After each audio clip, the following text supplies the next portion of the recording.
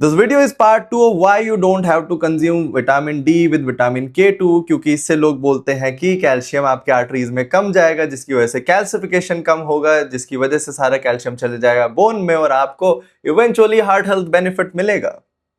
Let's find out the truth. This video is going to be a very long video. I want you to stay with me. And please make sure if you have any doubts, you can ask in the comment section. Let's jump into this part. Social media बोलेगा कि vitamin D3 खाओ, साथ में vitamin K2 भी खाओ, क्योंकि arteries में calcification कम हो जाएगा. बट सारी स्टडीज देख लेते हैं ना एक बार. अभी तक टोटलिटी में स्टडीज क्या बोलती है? Let's check it out together. Trial 1 says no effect on calcification. अरे विटामिन K2 तो दिया था, बेनिफिट ही नहीं मिला क्या? आपका मैकेनिज्म तो This means you guys are cherry picking. अगर आप ये बोल रहे हैं, ये स्टेटमेंट यूज कर रहे हैं, that means you are cherry picking. You are not even reading a meta analysis on this. Okay, let's forget about it. हम अगले ट्रायल पर आते हैं. Another trial says calcification पे इसका कोई इफेक्ट नहीं है, no effects. अच्छा, third trial it says no effect, but आप अगर सब ग्रुप post hoc analysis करेंगे, you will see that there is some reduction. Okay, next trial. Again, no effects.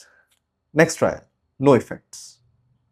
Overall 11 studies, 8 study बोलती है no effects. अब उन 8 में से ही अगर आप कुछ सब ग्रुप एनालिसिस करेंगे तो कुछ हद तक बेनिफिट दिख जाएगा. ठीक है, बेनिफिट क्या दिखेगा कि हाँ कैल्सिफिकेशन थोड़ा कम हुआ है. Okay, now we have another trial जो इधर मेंशन करा गया है. उन्होंने 3 mg विटामिन K1 लिया, 99 पीपल लोगों को दिया 12 महीने के लिए. कैल्सिफिकेशन जो है उसका प्रोग्रेशन थोड़ा कम हुआ. That's good. बट जो ट्रायल का प्री रजिस्ट्रेशन हुआ था उन्होंने इसको लिखा है कि 18 महीने स्टडी चलेगी. बट इन्होंने तो 12 महीने ही टेस्ट करा with no proper explanation why this happened. This actually reduces the confidence of this trial. अच्छा, एक और स्टडी पर आते हैं, 2022 की स्टडी. ये एक्चुअली में बात करता है, ये जो लोग बोलते हैं ना कि इससे कैल्सिफिकेशन कम हो जाएगा, फिर आपका हार्ट अटैक वगैरह ये सब कम हो जाएगा. Let's find it out. ये बहुत ही ना स्मॉल सैंपल साइज है, तो मैं बीच में स्टडी लाना नहीं चाहता था क्योंकि बहुत ही highly under powered study. But result क्या बोलता है?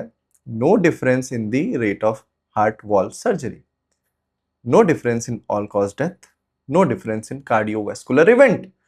मेरा सवाल है सारे फिटनेस इन्फ्लुएंसर्स एंड सारे कोचेस से, एक स्टडी प्रोवाइड कर दीजिए, एक स्टडी कि आप कह रहे हैं कैल्सिफिकेशन कम हो रहा है जिसकी वजह से कोई एक्चुअली में आउटकम में बेनिफिट मिल रहा है. मैं बस एक स्टडी मांग रहा हूं.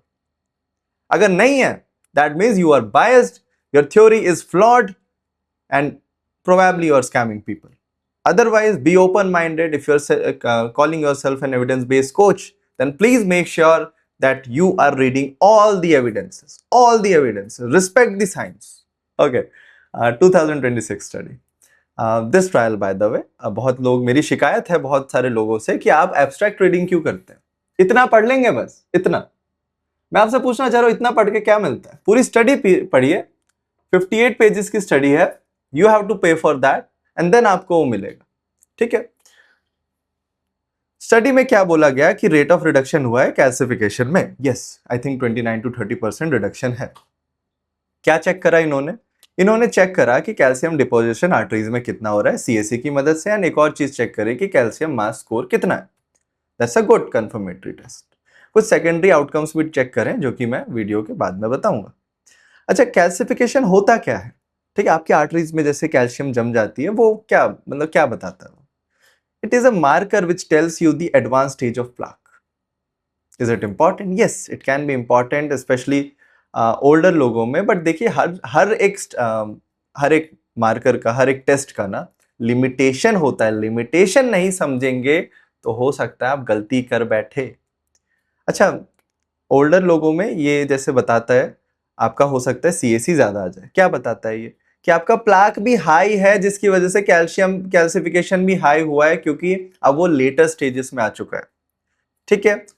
अच्छा, अगर मैं आपसे एक सवाल पूछूं कि CAC आपका 0 है, क्या आपके मरने के चांसेस है हार्ट अटैक से? यस. क्यों? ऐसा स्टडीज में देखा गया, you still have obstruction in your arteries, you still have obstruction, बस वो कैल्सिफाइड नहीं हुआ. अच्छा, चीजें एज डिपेंडेंट भी हो सकती है.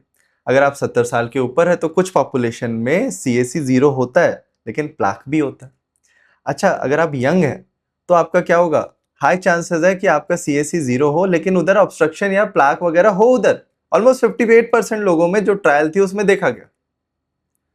अच्छा, अमेरिकन हार्ट एसोसिएशन क्या बोलता, CAC is 0 is okay, but that's not perfect, that's far from perfection।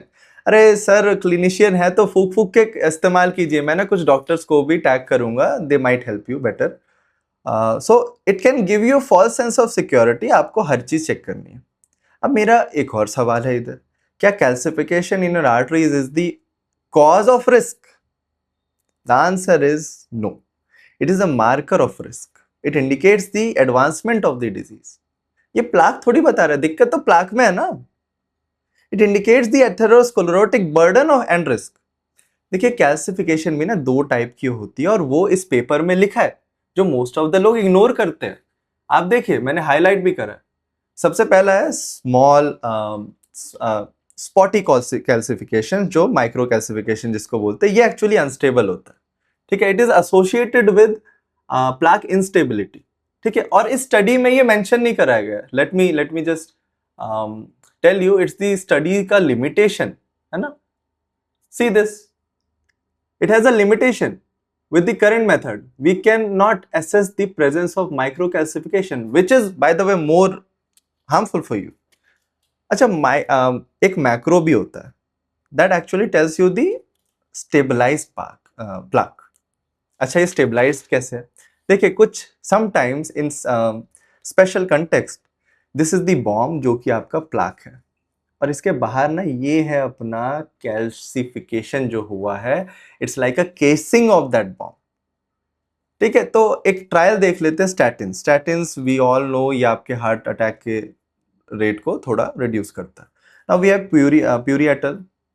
If you read the trial you will get to know कि स्टैटिन से तो कैल्सिफिकेशन बढ़ जाता है सर, ठीक है।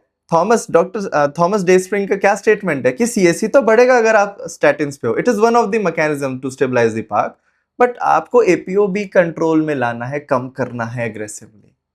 आई लव दिस गाय, मैंने इनसे ही पढ़ा है। अच्छा, 2026 वाली ये ट्रायल क्या बोलती है, आपने शायद पढ़ा नहीं है, बट अगेन मैं चाहूंगा कि यू हैव टू पे फॉर दिस। आप जो भी है पेड वर्जन लेके अपना पूरा ट्रायल देखिए, एक बार अच्छे से देखिए, राइट। टेबल 4 में ये है, ठीक है। Let me just simplify it for you. ये टेबल क्या बताता है, ये बताता है नंबर ऑफ प्लाक जो है वो जिन्होंने MK7 लिया है, एक्चुअली 67% से उनका नंबर ऑफ प्लाक इंक्रीज हो गया उस ग्रुप में। वही प्लेसिबो ग्रुप में 42% इंक्रीमेंट आया नंबर ऑफ प्लाक्स में। ऑल्दो स्टैटिस्टिकल टेस्ट नहीं हुआ इस पर्टिकुलर डेटा सेट का, तो हम कुछ कह नहीं सकते, but theoretically as I mention in my previous video as well, कि हो सकता है ना कि ये इंक्रीमेंट हो जाए, एक रिस्क का हो सकता है, possibly it might happen theoretically.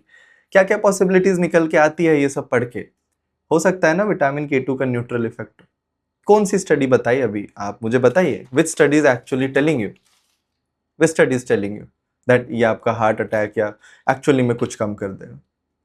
अच्छा, vitamin K2 does it have benefits? I don't no.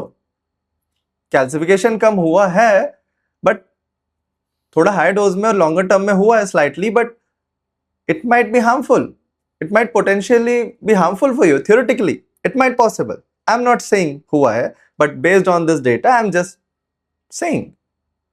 सो आप जो ये कॉन्फिडेंट स्टेटमेंट बोल रहे हो और ये कैल्सिफिकेशन हो जाएगा आपको, प्लीज विटामिन D3 ऐसे मत खाओ, आप इसके साथ K2 ले लो, this confidence you have to break that down if you are an evidence-based coach. I'm really sorry to dishearten you, but no, you don't have to consume together. Vitamin K2 लेना है आप अपने bone health के लिए, post menopausal females में थोड़ा सा modest benefit दे सकता है, वो आप ले सकते हो, but apart from that you don't have to combine it for your heart health. I hope that's clear.